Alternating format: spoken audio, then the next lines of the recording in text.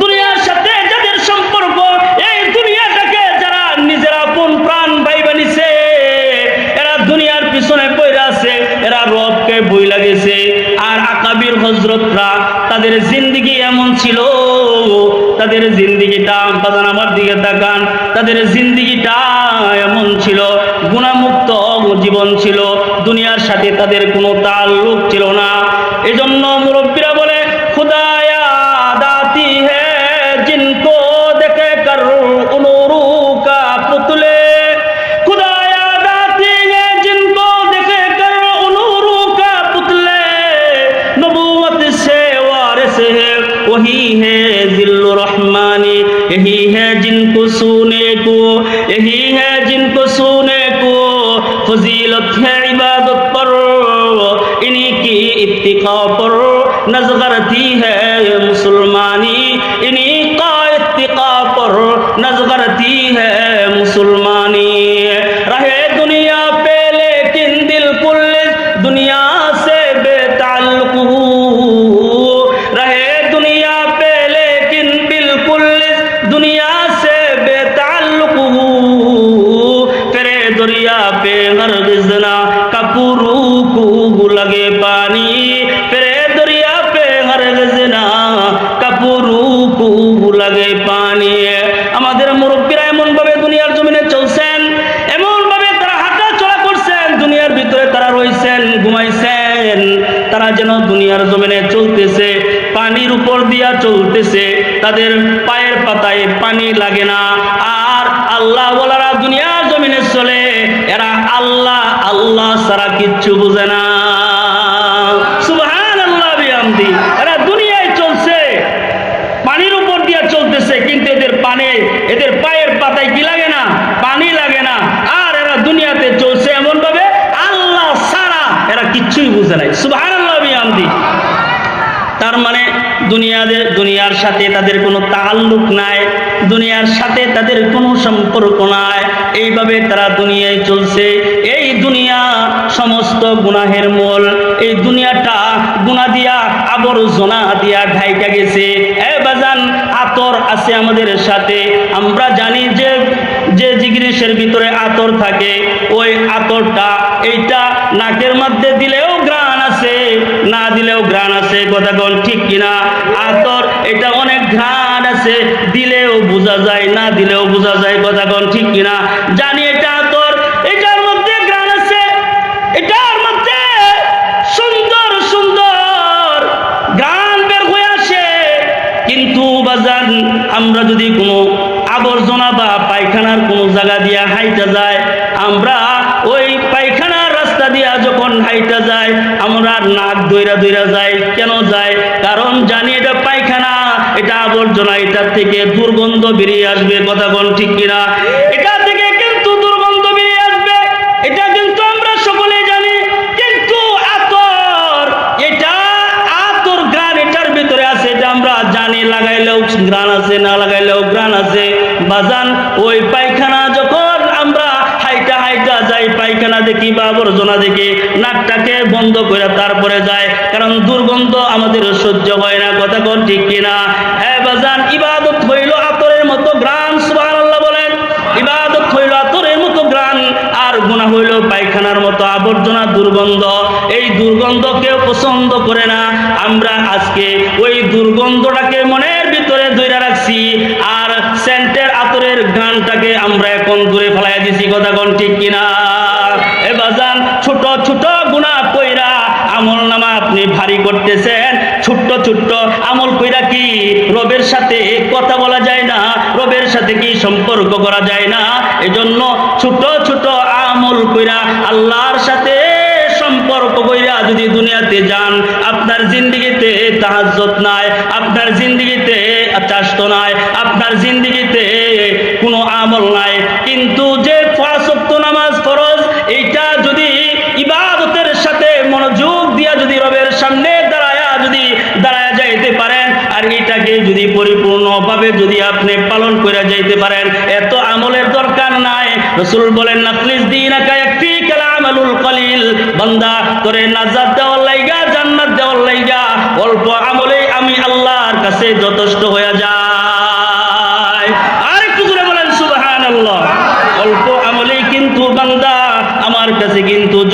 হয় শুধু তোমাদের জন্য। এই যে দেখতেছেন দাড়িগুলো পাইকে গেছে, সাদা হয়ে গেছে, এই দাড়িগুলো দেখাও তো আল্লাহ তাআলা লজ্জা পায়। কই দেখোস না রে ফেরেশতারা, নজর করে তাকায়া দেখ, সাদা দাড়ি লইয়াও কিন্তু দেখ মসজিদে ঢুকে আমারে কিন্তু ডাক দেয়। দেখ না, ওই আর এখন চাষ তেলে বৈশা থাকে না, এখন আর টেলিভিশন দেখে না, দেখোস না হাতে তাসবিহ লইয়া আমার নাম জপে। সাদা দাড়িওয়ালাদেরকে দেখে আল্লাহ লজ্জা পায়। আর আপনি যদি ওই টেলিভিশনের ঘরে বৈশা, চাষ তেলে বৈশা যদি টেলিভিশন দেখেন, আল্লাহ তখন কি হয়? আল্লাহ রাগ হয়ে যায়। কই দেখ না, আমি ওগুলো মহব্বত করিয়ে আমি এদেরকে দেখলে আমার লজ্জা লাগে, আর এরা এমন কাম এরা শাস্তেলে বৈশা করে, আল্লাহর রাগ হয়ে যায়। আয় বান্দা, কেমনে তুমি টেলিভিশন দেখো? এ বান্দা, আজান হয়ে গেলে কেমনে ঘরে বসে থাকো? আজান হয়ে গেলে তুমি কেমন কইরা ঘরে ঘুমায়া থাকো বাজান? তোমার কি লজ্জা করে না? আল্লাহ কয় আমি এদেরকে দেখলে আমার লজ্জা লাগে। এরা যখন ঠোঁটটা নাড়ায়া, এদের ঠোঁটটা তো দুর্বল, ওই দুর্বল ঠোঁট নাড়ায়া যখন আমি রবকে ডাকে, আবার তারা আমি ওই দাড়িওয়ালা মুরব্বীদেরকে আমি যদি ক্ষমা না করি, আমার লজ্জা লাগে, আমি এদেরকে মাফ করে দিই। আর একটু জোরে বলেন সুবহানাল্লাহ। এজন্যই তো রবের সাথে যদি সম্পর্ক করতে চান, রবের সাথে যদি আলাপন করতে চান, তাহলে দুনিয়া থেকে হইতে হবে, দুনিয়ার সত্যকা দিলটা থেকে দুনিয়াকে ভাইর করে দিতে হবে, আখিরাত ঢুকাইতে হবে, রবের সাথে সম্পর্ক করতে হবে। এই যে রমজান মাস চলে আসছে, 12 তারিখ থেকে রমজান শুরু হয়ে যাবে, খতমে তারাবি হইবে কি হবে না? খতমে তারাবিতে কার গুণগান গাইবে? কার গুণগান গাইবে? জোরে আওয়াজ করে বলেন, কার গুণগান গাইবে? আমি শুনছিলাম মুন্সিগঞ্জের মানুষের দিলটা বড় বালা, এরা রবের নাম জুড়ে সুরে লয়, এরা নাকি রবের সাথে ভালো সম্পর্ক আছে। আমি আমার রবের সম্পর্ক আপনাদের সাথে করাইবার চাই। বলেন না আল্লাহ। আর একটু জোরে বলেন আল্লাহ। জোরে আওয়াজ করে বলে রবের নাম লইবেন, আল্লাহ খুশি হয়ে যাইবে। সামনে খতমে তারাবি চলবে, কোরআনে কারীমের তেলাওয়াত চলবে, লম্বা তেলাওয়াত চলবে, ঠিক কিনা? লম্বা তেলাওয়াত চলবে। আল্লাহ কয় ওয়া যাকারা ইসমা রাব্বিহি ফাসাল্লা। আল্লাহু আকবার বলেন। আল্লাহ কয় এরা এত সত্যি করছে, যারা ওয়া যাকারা ইসমা রাব্বিহি ফাসাল্লা, যারা আল্লাহকে অধিক পরিমাণে স্মরণ করে, যারা রবের সাথে বারবার তাআল্লুক করে, আল্লাহ আল্লাহ যাই বলে সুবহানাল্লাহ, বলতে থাকে লা ইলাহা ইল্লাল্লাহ, হাঁটতে হাঁটতে থাকে আর রবের নাম ডাকতে থাকে, তারা রবের নাম বারবার লয়। আল্লাহ কয় এরা আত্মশুদ্ধি করছে, ওয়া যাকারা ইসমা রাব্বি ফাসাল্লা। আর যারা নামাজ পড়ে সুবহানাল্লাহ, যারা অধিক পরিমাণে রবকে স্মরণ করে, তারা কি হয়ে গেছে? এরা আত্মশুদ্ধি করছে। যারা ইবাদত করে তারা আত্মশুদ্ধি করেছে। সুবহানাল্লাহ ওয়া বিহামদি। এরা রবের সাথে তাদের সম্পর্ক। লম্বা লম্বা সাজদা দিবেন, আবার লম্বা লম্বা তিলাওয়াত হবে। 30 পারা কুরআন কিন্তু মসজিদে তিলাওয়াত হবে। খতমে তারাবি পড়াবে, হাফেজ সাহেব পড়াবে, সামনে দাঁড়ায় থাকবেন, আগে আগে মসজিদে এসে ঢুকবেন, আগে আগে রবের সামনে দাঁড়ায় যাইবেন। কারণ আজকে আমাকে সুস্থতার নিয়ামত দিয়েছেন। দুনিয়াতে আমার মতো কত অসুস্থ ব্যক্তি পড়ে রয়েছে, চাইলেই মসজিদে আসতে পারে না, চাইলে খতমে তারাবি পড়তে পারে না। আমাকে সুযোগ করে দিছে, বারবার রবের নাম শুকরিয়া আদায় কইরা মসজিদে আইসা খতমে তারাবি পড়া শুরু করে দিবেন। আর যারা কোরআন তিলাওয়াত করতে পারেন, তারা কোরআন শরীফ ওই রমজান মাসে তিলাওয়াত করবেন। যদি কেউ কোরআন তিলাওয়াত করে, আল্লাহ কয় এই মানুষ, দুনিয়ার মানুষ, কেউ যদি কোনো প্রধানমন্ত্রীর কাছে যায়, কোনো ব্যারিস্টারের কাছে যায়, তাহলে নিজেকে সুন্দর করে সাজায় নেয়, কথা কোন ঠিক কিনা? নিজের সুন্দর পোশাক পরিয়া নেয়, পরিয়া নিয়ে তারপরে প্রধানমন্ত্রীর কাছে যায়। ওখানেও কিন্তু অনেক দারোয়ান থাকে, তারপরে পয়লা প্রধানমন্ত্রীর কাছে যাওয়া লাগে, তারপরে প্রধানমন্ত্রীর সাথে কথা বলতে হয়।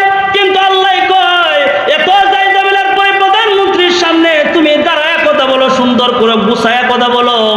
বান্দা সরাসরি আমার সাথে যদি কথা বলতে চাও, তাহলে কোরআন শরীফ তেলাওয়াত করো, আমি রবের সাথে তোমার কথোপকথন হয়ে যাবে। আর একটু জোরে বলেন সুবহানাল্লাহ। আমাদের একজন বুজুর্গ আকাবির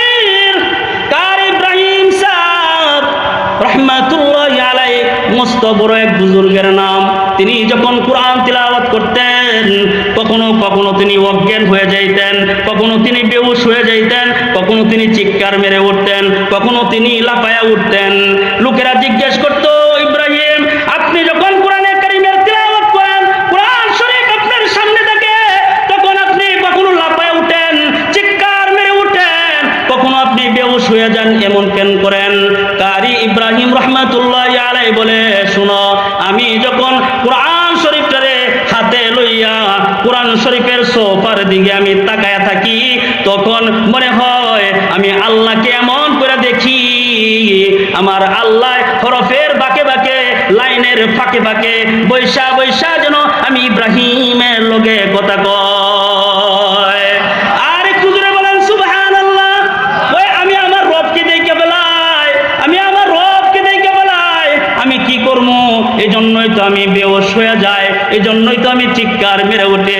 আমি আমার রবের সাথে যখন কোরআন তিলাওয়াত করি, হরফের বাঁকে বাঁকে, লাইনের ফাঁকে ফাঁকে বৈশা বৈশা আল্লাহ যেন আমি ইব্রাহিমের লগে কথা কয়। সুবহানাল্লাহ বিহামদি।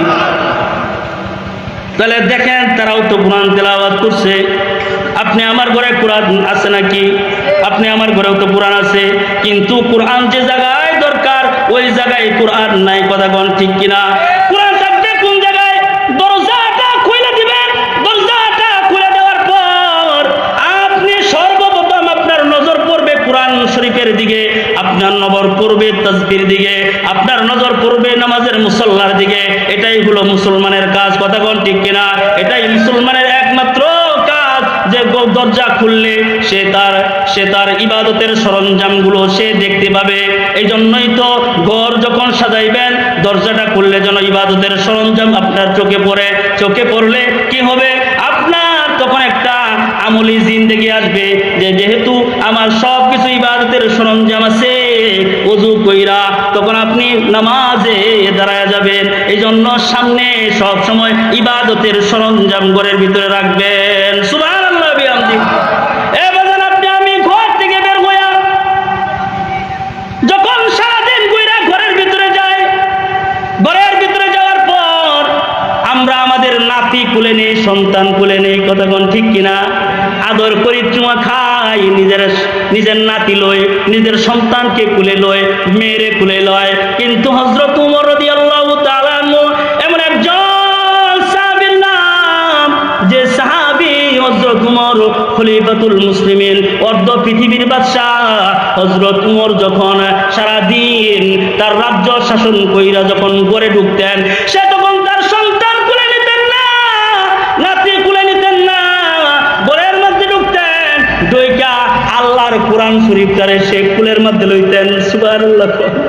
আল্লাহর কোরআন শরীফটারে কুলের মধ্যে লইতেন, কুলের মধ্যে লইয়া কোরআন শরীফটারে সুমা দিতেন, সুমা খাইতেন, আর বলতেন, আল্লাহ সারাদিন কাজকর্ম করার কারণে, আমি সারাদিন কাজকর্ম করার কারণে আমি তোমার কোরআন পড়তে পারি না। আল্লাহ আমি তোমার কোরআনকে বড় ভালোবাসি। আল্লাহ হাসরের ময়দানে তোমার কোরআন যেন আমার বিপক্ষে সাক্ষী হয়ে না দাঁড়ায়, যে আল্লাহ আমি কিন্তু তোমার কোরআনকে বড় ভালোবাসি। এ বাজান, কোরআন পড়তে পারেন না, কোরআনটারে লইয়া কি একটু সুমাও খাইতে পারেন না? প্রতিদিন তো মোবাইলের টাচটারে সুন্দর করে মুছেন, কত সুন্দর করে মুছেন। এইভাবে যদি কোরআন পড়তে পারেন না, কোরআনটারে লইয়া যদি মোবাইলের মতো যদি প্রতিদিন মুছতেও পারতেন, হয়তো আপনার এই আমলের কারণে আল্লাহ আপনার গুনাহগুলো মাফ কইরা নাজাতের ফয়সালা কইরা আল্লাহ জান্নাতের মালিক বানায় দিত। ইমাম গাজ্জালী রাহমাতুল্লাহি আলাইহি তিনি ঘুমায় গেছেন, ঘুমের ঘরে স্বপ্ন দেখাইছেন। এই ইমাম গাজ্জালী, পাশের এলাকায় যাও, ওখানে যাই দেখো একজন বুজুর্গ মানুষ মারা গেছে, তাড়াতাড়ি তার দাফন করো। সুবহানাল্লাহ কোন? ইমাম গাজ্জালী কয়, আমি ঘুম থেকে উইটা আমি সত্যি সত্যি এলাকায় গেলাম, এলাকায় যাইয়া দেখি সত্যি সত্যি একজন মানুষ মারা গেছে। আমি তার চেহারার দিকে তাকাইছি, চেহারার দিকে যখন তাকাইলাম দেখতেছি নূরে ঝলমল ঝলমল করতেছে তার চেহারা। সুবহানাল্লাহ কোন?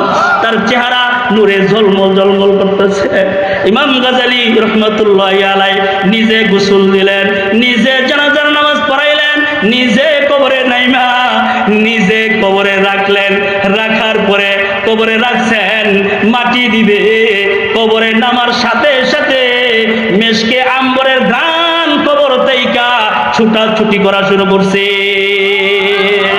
এমন একটা ঘ্রাণ পাওয়ার পরে ইমাম গাজ্জালী রাহমাতুল্লাহ আলাইহি তিনি এমন হয়ে গেছে, আরে ওর কবর থেকে জান্নাতের খুশবু বের হয়, জান্নাতের ঘ্রাণ বের হয়, না জানি কি আমল করছে। দৌড়াইয়া বাড়িতে গেছে, বাড়িতে যাইয়া এই লোকের বিবিরে ডাক দিয়া গোপন রে, এ বোন আমি তোমার কাছে জানবার চাই তোমার স্বামী জিন্দিগিতে কি আমল করছে যার কারণে তারে আল্লাহর বুজুর্গ বলা যায়, আল্লাহ ওয়ালা বলা যায়, কি এমন আমল সে করছে আমাকে একটু বলো। এই মহিলাটা এবার ডাক দিয়া বলে, শুনেন তাহলে আমার স্বামীর জিন্দিগিতে কোনোদিন কোনো আমল করতে দেখি নাই, মসজিদে তো যাইব দূরের কথা, মসজিদে কোনোদিন যায় নাই, আমার স্বামীর এরকম আমি দেখি নাই। আমার স্বামী একজন ছিল মূর্খ মানুষ, জাহেল মানুষ, কোনোদিন আমার স্বামী আল্লাহর যে কোরআনটা আছে কোরআনটা পর্যন্ত পড়তে পারে না।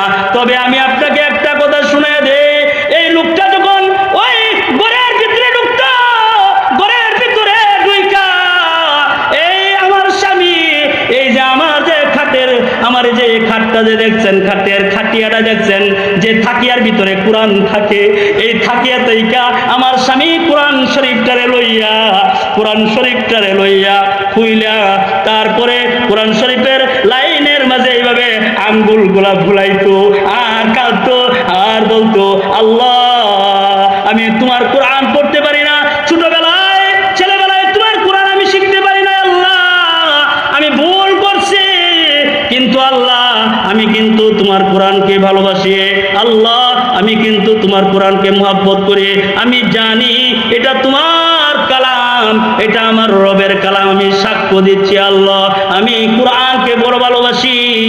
ইমাম গাজ্জালী বলে এই কারণে আল্লাহ তাআলা তোমার স্বামীরে মাফ করিয়া আল্লাহ তাআলা তাকে কবরের মধ্যে জান্নাতের ঘ্রাণ বানায়া আল্লাহ তাআলা জান্নাতি বানায়া দিয়েছেন। আর একটু জোরে বলেন সুবহানাল্লাহ। নতুন বিবি ঘরে ঢুকছে, নাতি বিয়া করাইছেন, নাতি বিয়া করাইছেন, ছেলে বিয়া করাইছেন, আগে যখন বিয়া হয়ে যাইত সাথে কোরআন শরীফ দেওয়া হইতো, কথা কোন ঠিক কিনা? এখন বিয়া করাইলে দাম জমক ডুবলার তবলার বাজারে গানের আড়ালে এক সময় কোরআন যে কোন দিয়া থাকে তেরা টেরো পায় না, কথা কোন ঠিক কিনা? কোরআন দিব দূরের কথা, গানের ফাঁকে বইরা তালে বইরা এটাও মনে থাকে না। বাজান ঘরের ভিতরে ছেলেকে বিয়া করাইছেন কোরআন শরীফ, আজকে গিয়া বলবেন যে আমার ছেলে বউ কোরআন শরীফ তেলাওয়াত করবা, বিবি কোরআন তেলাওয়াত করবা, আজকে তাইকা আমিও কোরআন তেলাওয়াত করব। যদি কোরআন শরীফকেও যদি মুহাব্বত করা যায় এটাও ইবাদত, কোরআন শরীফটাকে দেখা এটাও ইবাদত, বইলা বইলা বলবেন যদি এটাও যদি তোমার জিন্দেগির একটা আমল হয়। এই কারণে বিবি বা আমার আদরের পুতের বউ আল্লাহ তোমারে মাফ করে দিবে। সুবহানাল্লাহ, করবেন তো এই আমলটা? তাহলে আমি আপনাদেরকে বলি, গ্রাম্য একজন সাহাবী আসছে, কি আসছে? আল্লাহর নবী বসা, গ্রাম্য একজন সাহাবী আসছে, গ্রাম্য একজন সাহাবী আইসা আল্লাহর রাসূল সাল্লাল্লাহু আলাইহি সাল্লামকে বলতেছে, ও আল্লাহর রাসূল আপনার কাছে যে দেও আসে, দেও আপনার এক গীত শোনা যায়, সুবহানাল্লাহ বল, দেও বুঝেননি? দেও, দেওয়ার নাম শুনছেন না? ভাই আপনার কাছে যে দেও আসে, দেও আপনার এক গীত শোনা যায়, আপনার কাছ থেকে গীত শুনবার লাগে আইছি। আল্লাহ রাসূল বুঝতে পারছে ওই গীত শুনবার আইছে না, ওই কোরআন শুনবার আইছে। সুবহানাল্লাহ।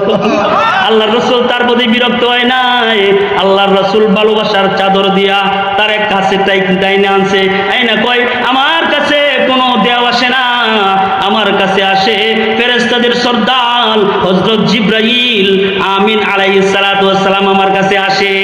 সুবহানাল্লাহ। কয় গীত যে গীত বলে এটা গীত না, জিবরাইল আল্লাহর কালামে পাক, আল্লাহর কালাম কোরআন আমার কাছে ওহী নিয়ে আসে, এইটা আমারে শোনায়া যায়। গ্রাম্য সাহাবী বলে, ইয়া রাসূলুল্লাহ সাল্লাল্লাহু আলাইহি ওয়াসাল্লাম আমি তো ওইটাই আপনার কাছ থেকে শুনবার লাগি আইছি। সুবহানাল্লাহ। আল্লাহ রাসূল সাল্লাল্লাহু আলাইহি ওয়াসাল্লাম বললেন, তুমি একটা খুব ভালো সময় আসছো, খুব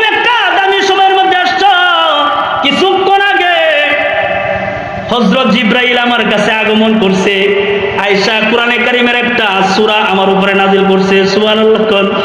কোরআন শরীফের একটা সূরা আমার উপরে নাজিল করছে, যে এই যে সূরাটা এটা যদি কেউ একবার পড়ে তাহলে আল্লাহ তারে 10 পারা কোরআনের খতম, 10 পারা কোরআনের সওয়াব দান করে, সুবহানাল্লাহ। কয় 3 বার পড়লে 1 খতম কোরআনের সওয়াব আল্লাহ তার বান্দার জন্য লিপিবদ্ধ করে দেয়।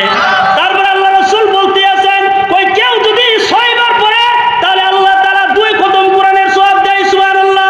কয় আল্লাহ রাসূল কয় কেউ যদি 9 বার পড়ে তাহলে আল্লাহ তাআলা 3 পারা কোরআনের 3 খতম কোরআনের সওয়াব আল্লাহ তাআলা তার আমলনামায় দেয়। আল্লাহর রাসূল পরে বইলাই ফেললেন, কেউ যদি 10 বার পড়ে তাহলে আল্লাহ তাআলা জান্নাতের ভিতরে তার জন্য একটা বিল্ডিং নির্মাণ করে দেয়।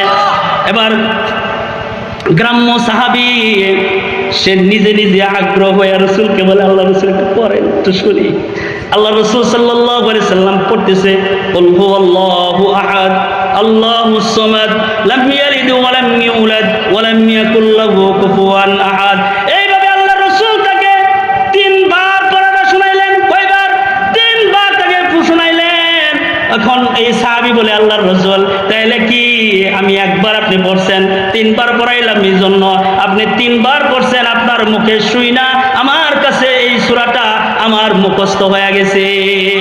ও আল্লাহর রাসূল আপনি বলছেন যে 3 বার পড়লে 1 খতম কোরআনের সওয়াব দেয়, এই যে আমি যে পড়লাম আপনার সাথে আল্লাহ কেমন 1 খতম কোরআনের সওয়াব দিছে। আল্লাহর রাসূল কয়, হ্যাঁ তোমাকে আল্লাহ তাআলা 1 খতম কোরআনের সওয়াব আল্লাহ তোমার আমলনামায় দিছে। আর একটু জোরে বলেন সুবহানাল্লাহ। এই সাহাবী এত পাগল দিশাহারা হয়ে গেছে, তার কাছে এত ভালো লাগছে বিষয়টা। তার কাছে যখন ভালো লেগে গেছে, আব্দুর রহমান বিন আউফ রাদিয়াল্লাহু তাআলা আনহু তিনি এই যে সাহাবীটারে দেখছে, গ্রাম্য সাহাবীটা, ওই আল্লাহরে, আল্লাহর সাথে তার সম্পর্ক কেমন, ওই আল্লাহরে চিনা ফেলাইছে, ওরে যদি আমি কিছু হাদিয়া দেই তাহলে আল্লাহ আমার প্রতি খুশি হয়ে যাবে, সুবহানাল্লাহ। কোন ওই ওরে যদি আমি কোনো হাদিয়া দেই তাহলে আল্লাহ আমার প্রতি খুশি হয়ে যাবে। আব্দুর রহমান বিন আউফ বলে, আল্লাহ রাসূল আপনি যদি অনুমতি দেন তাহলে আমি তোমার আপনার এই গ্রাম্য সাহাবীরা, আমার একটা গাভীর উট আছে, আমার এই গাভীর উটটা আমি আপনার এই গ্রাম্য সাহাবীরে হাদিয়া দিবার চাই। আল্লাহর রাসূল কই দৌড় দাও, আল্লাহ রাসূল কই দৌড় দাও। কোন গাভীর উটনি এটা কি আব্দুর রহমান বিন আউফ একলা পালছে না বিবিও পালছে? আমাদের বাড়িতে যদি গিয়া কই যে হুজুরের আলোচনা শুনে ভালো লাগছে, হুজুরের একটা গরু দেয়া দেয়, বিবি দৌড়া দিব, কথা বল ঠিক কিনা? ওই তুমি বলছো গাভীর উট দুধ, এটা কয়েকদিন পরে দুধ দিব, এই দুধগুলো আমরা মিলে খামো, তুমি এটা দিবার লাগে আইছো, দৌড়ান দিব। কিন্তু আব্দুর রহমান বিন আউফ পাগলের মতো একটা দৌড় দিছে, দৌড়তে দৌড়তে বাড়িতে গেছে। বাড়িতে যাইয়া বিবিকে সালাম দিয়ে বলে, বিবি রে আমি রাসূলের দরবারে একজন গ্রাম্য সাহাবীরে দেখছি, ওই আল্লাহরে বড় চিনা পালাইছে, ওই আল্লাহরে বড় মুহাব্বত করে আল্লাহরে বড় চিনছে, তুমি যদি অনুমতি দাও তাহলে আমাদের গাভীর উটনি আমি ওই সাহাবীরে হাদিয়া দিবার চাই। তার বিবি বলে, দৌড় দাও, সুবহানাল্লাহ। উট গাভীর উটনি নিয়া দৌড় দাও, উট নিয়া আল্লাহর রাসূলের দরবারে আসছে। আল্লাহ রাসূল সাল্লাল্লাহু আলাইহি ওয়াসাল্লামের হাতের মধ্যে রশিটা ধরায়া দিছে আব্দুর রহমান বিন আউফ।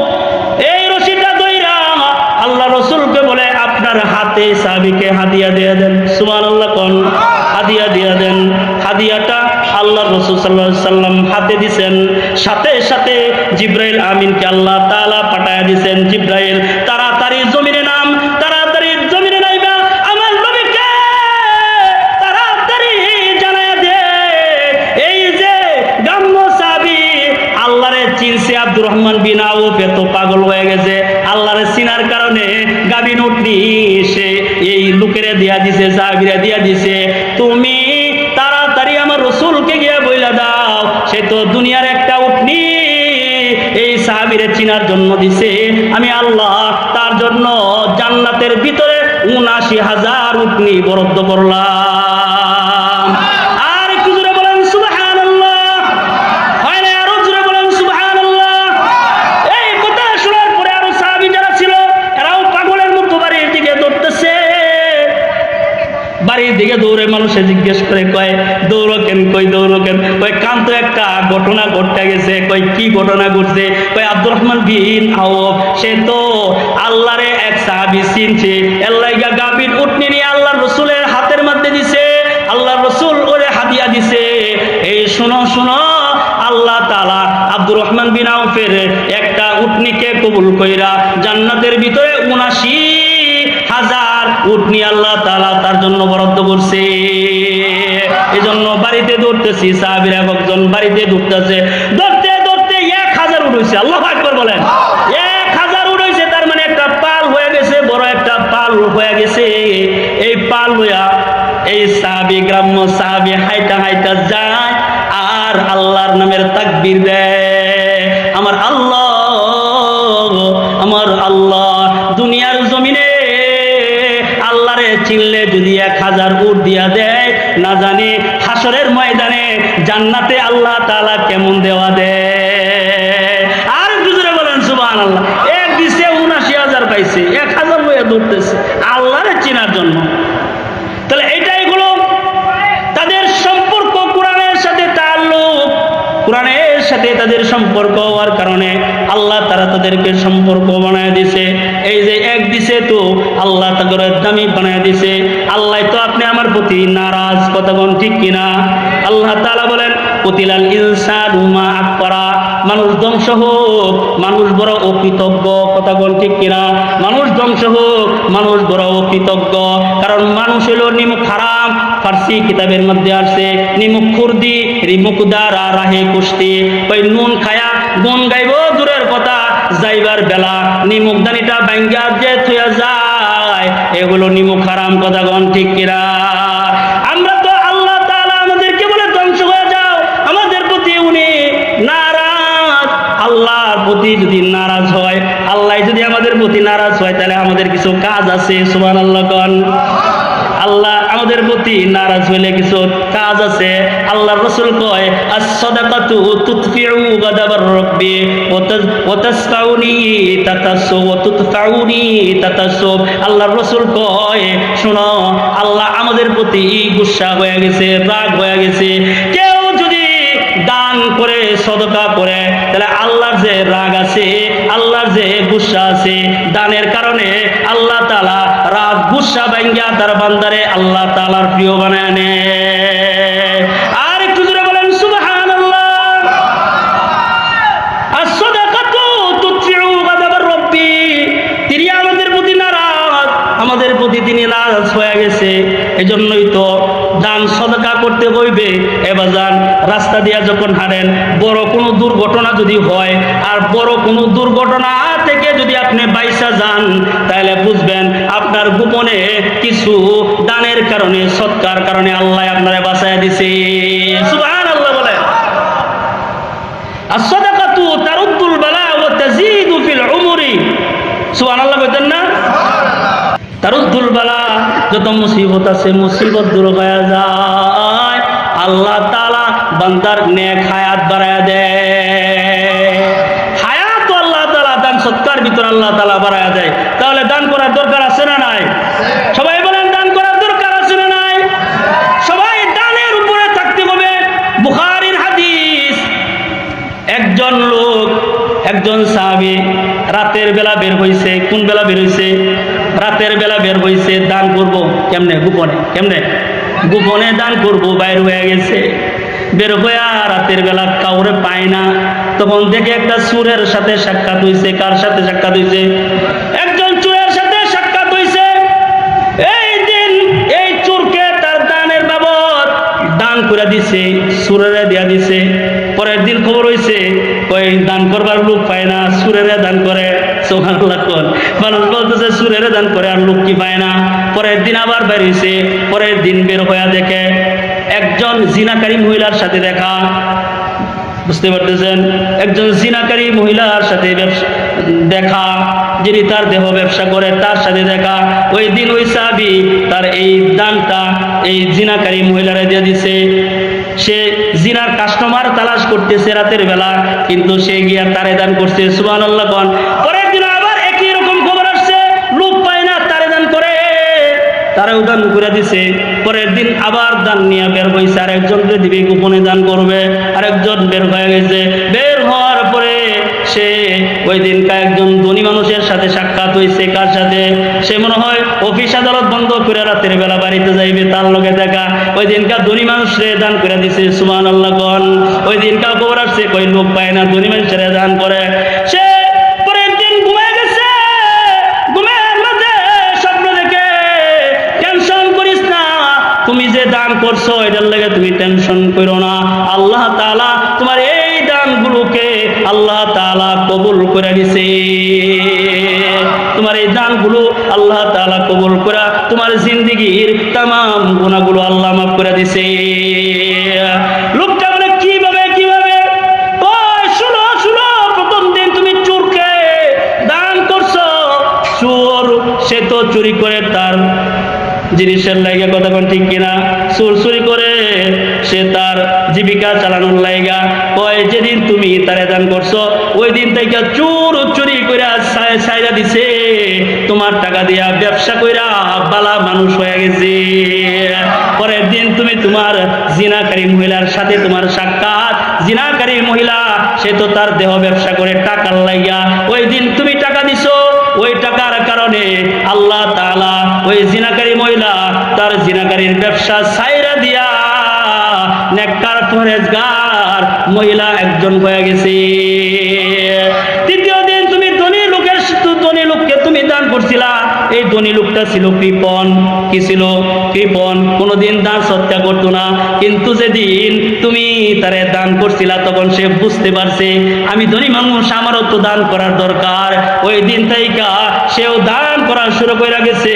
সে একজন বড় দানবীর হয়ে গেছে। সুবহানাল্লাহ বিহামদি। আর একটু জোরে বলেন সুবহানাল্লাহ। হযরতে বেলাল এক বেলা খাইলে আরেক বেলা খাইতে পারতো না। 3-4 দিন যার ঘরের ভিতরে খানা নাই, এমন বেলালকে আল্লাহর রাসূল ছাড়ে নাই। আল্লাহর রাসূল কয়, এ বেলাল লা তাকশা মিন জিল আরশি ইতলালা। হে বেলাল, রিজিকের মালিক আল্লাহ। সুবহানাল্লাহ বলেন। রিজিকের মালিক আল্লাহ।